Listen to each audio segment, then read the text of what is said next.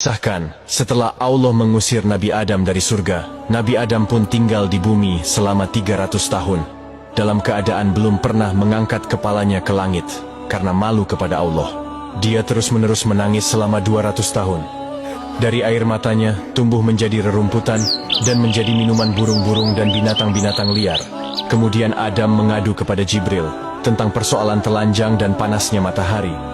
Lalu Jibril pergi menemui Hawa, dengan membawa kibas dari surga.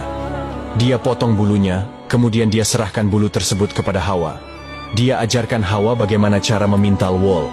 Setelah melihatnya, Hawa bisa memintalnya. Lalu Jibril mengajarkan kepada Hawa bagaimana cara menenunnya. Ditenunnya wol itu menjadi sebuah mantel. Hasil mantelnya dibawa oleh Jibril dan diberikan kepada Adam untuk menutup badannya. Jibril tidak mengatakan bahwa mantel tersebut adalah buatan Hawa. Berikutnya, Adam mengadu karena lapar.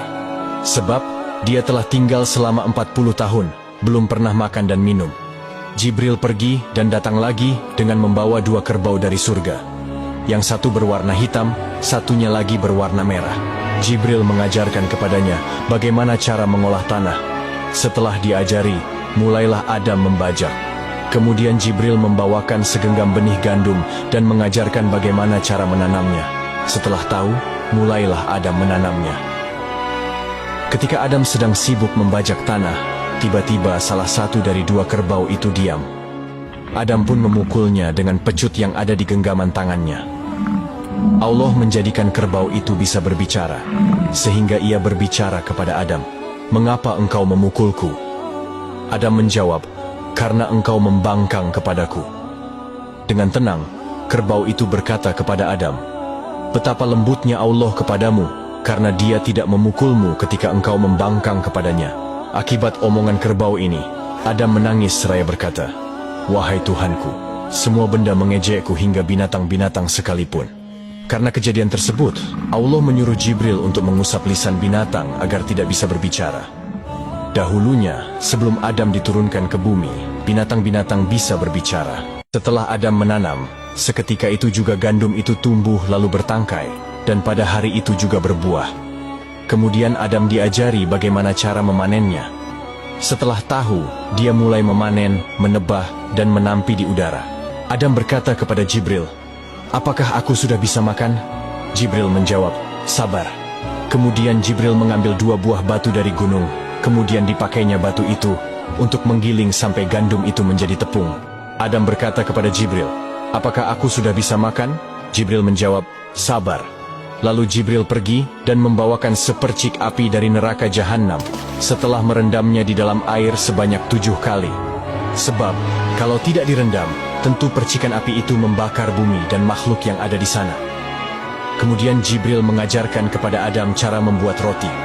Setelah tahu, mulailah Adam membuat roti. Lalu Adam berkata kepada Jibril, "Apakah aku sudah bisa makan?"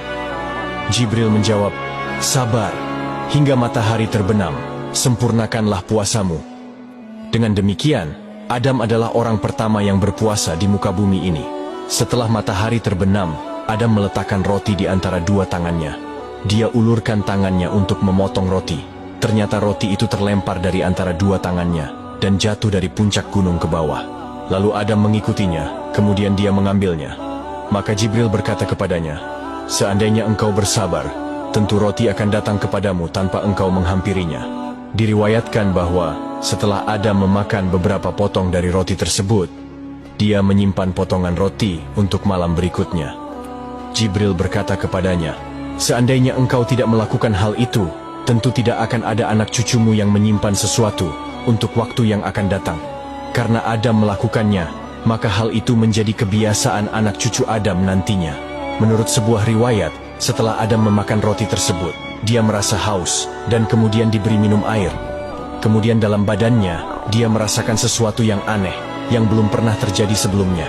Setelah Jibril datang kepadanya, dia mengadukan hal itu. Kemudian Jibril membuat sobekan dari dubur dan kubulnya. Seketika itu juga, Adam buang air besar dan air kecil. Suatu hari dia berkata kepada Jibril, "Wahai Jibril, apakah Hawa masih hidup ataukah sudah mati?" Jibril menjawab, dia masih hidup dan keadaannya lebih baik daripada engkau. Sebab dia berada di pinggir laut, dia bisa mencari ikan dan memakannya.